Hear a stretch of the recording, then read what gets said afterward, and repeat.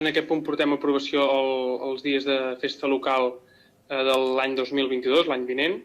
En aquest cas doncs, vam fer l'exercici que habitualment fem de preguntar a les entitats de la ciutat, també als grups polítics, etc., doncs, de fer-los la proposta i que ens diguin.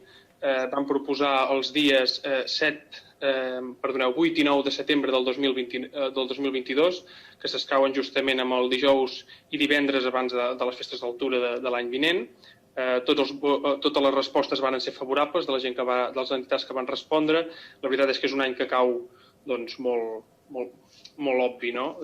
Sempre a prop del cap de setmana, si tot anés bé, doncs seria del 7 a l'11 hi hauria les festes i per tant el 8 i el 9 serien els dies festius. Només fer un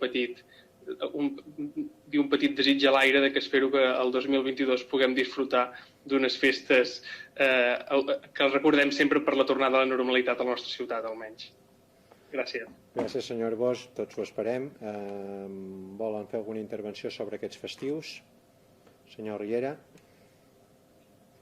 Sí, en aquest cas, pel que són els festius de l'any vinent, doncs, evidentment faltaria més, tant de bo les puguem celebrar una mica, com deia ara l'Agustí. Llavors, una reflexió pel que fa a les d'enguany, en aquest cas hem dit una mica públicament i amb tot l'apreci del món hem dit que enguany hi haurien festes. En aquest cas poder constatar que no seran les festes tal com les tenim enteses. I això poder també hauríem d'explicar, perquè en aquest cas doncs, no hi haurà un horari tan allargat en el temps, no hi haurà tants actes al carrer, no hi haurà barraques, no hi haurà activitats de caire popular a nivell de carrer.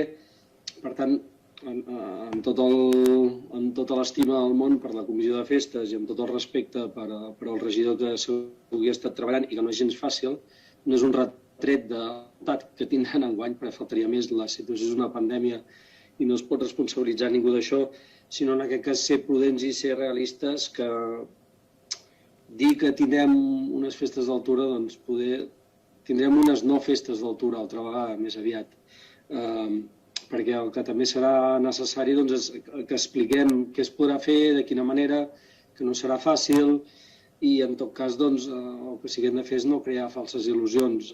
Les festes d'altura com les tenim enteses enguany no hi seran i tant de bo l'any vinent hi siguin i les puguem celebrar tant o més que mai. Senyal que aquest petit malson haurà passat a una altra instància. Simplement volíem constatar això. Llavors, evidentment, hi votem a favor i aprovem el calendari de l'any vinent. Gràcies. Gràcies, senyor Riera. Senyor... Sí. Alguna intervenció més? No cal.